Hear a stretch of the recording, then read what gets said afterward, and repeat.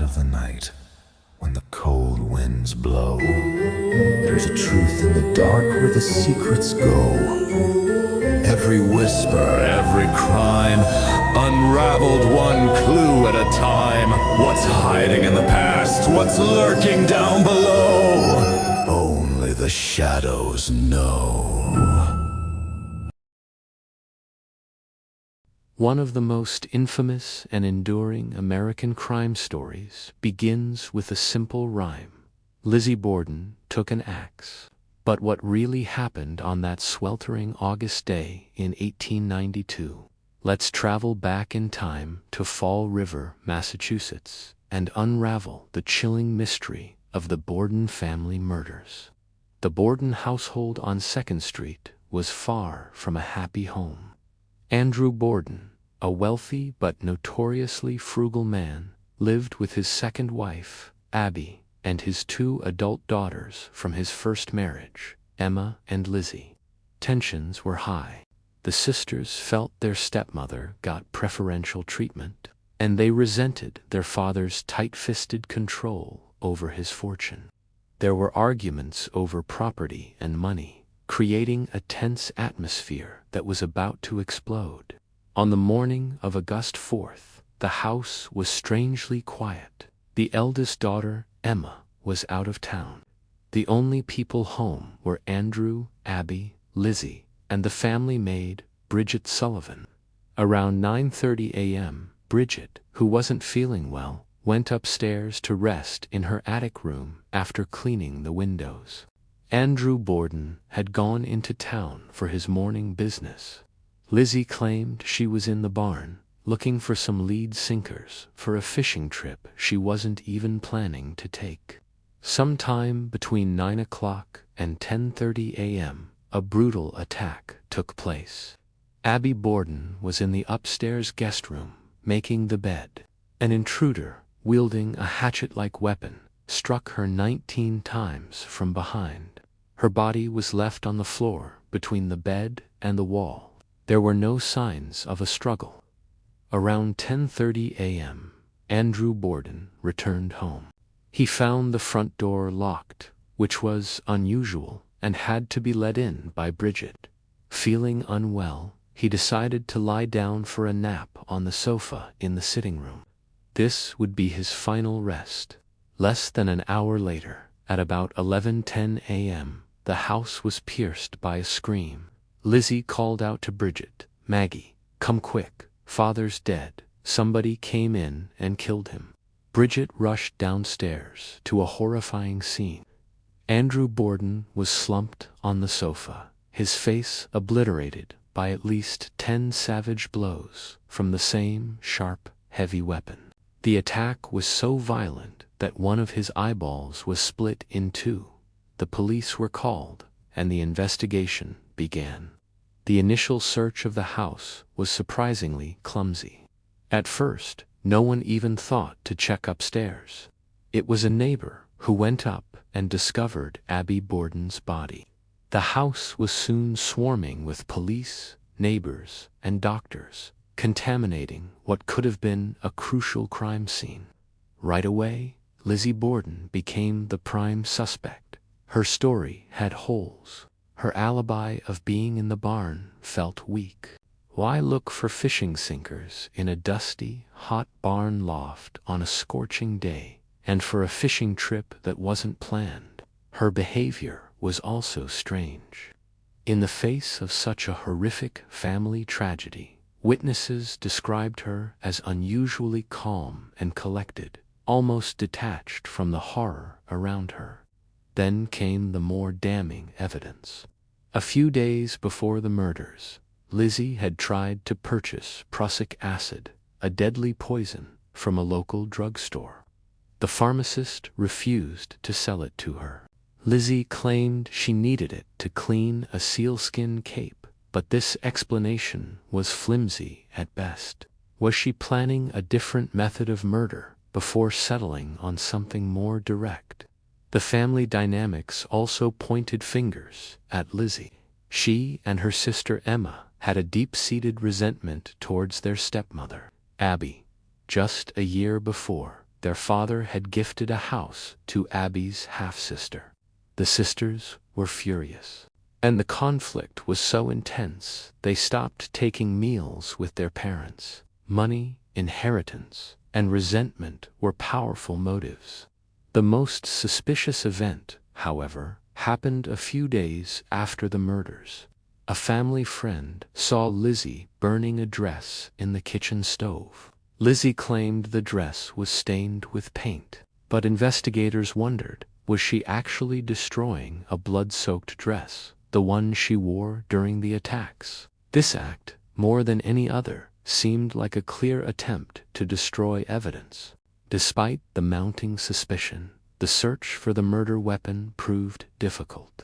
In the basement, police found several axes and hatchets. One in particular caught their eye. It was a hatchet head, and its handle was broken off.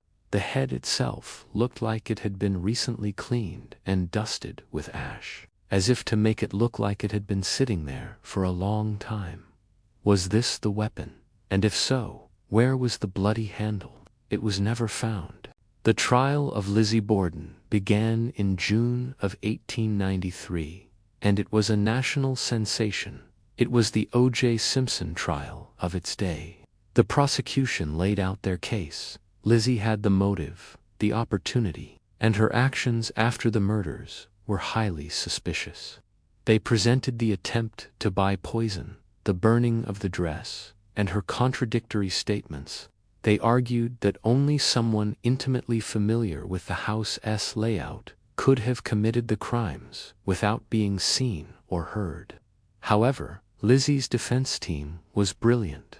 They portrayed her as a gentle, church-going woman of high social standing, incapable of such a monstrous act.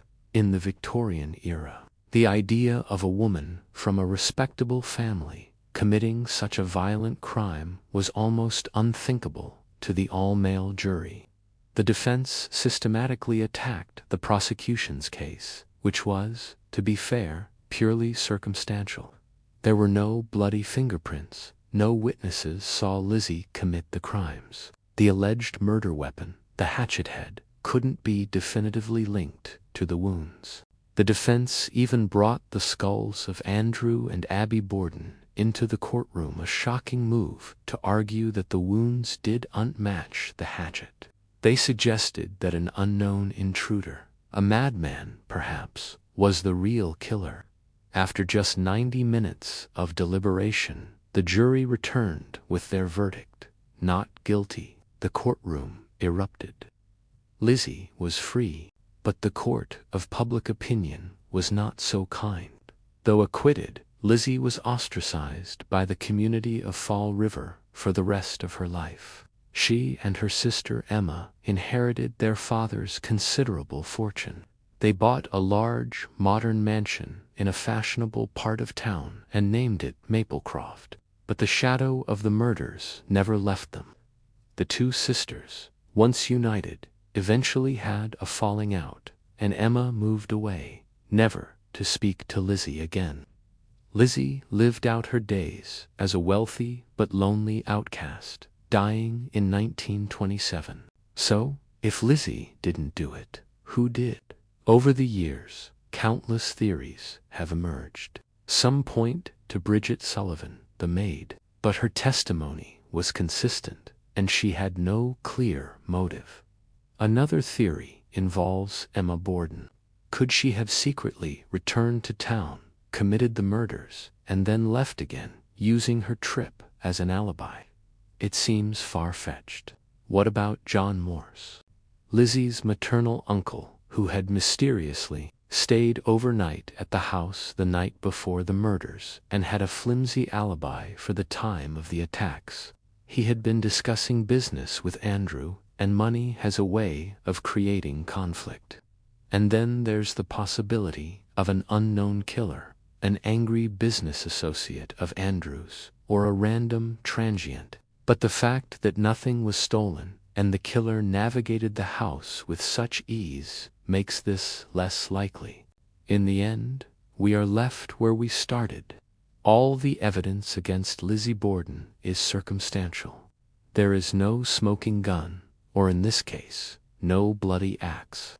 Yet, the mountain of coincidences, suspicious behavior, and powerful motives makes it incredibly difficult to look past her. She remains the most logical and most chilling suspect. The case of Lizzie Borden is a perfect, unsolved mystery, a dark piece of American folklore that continues to fascinate and horrify us. The rhyme may be simple, but the truth is anything but. Thanks for watching. What do you think happened on that fateful day? Let me know your theories in the comments below. And if you enjoyed this dive into history's great mysteries, don't forget to like and subscribe for more.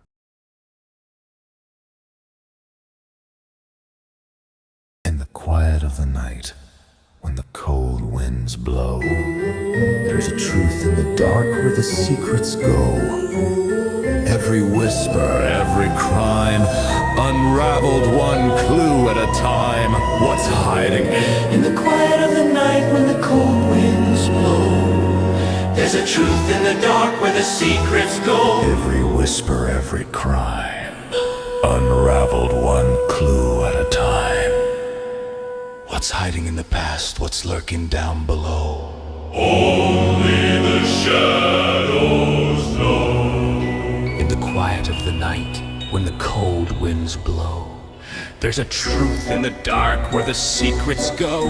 Every whisper, every crime, unraveled one clue at a time. What's hiding in the past? What's lurking down below? Only the shadows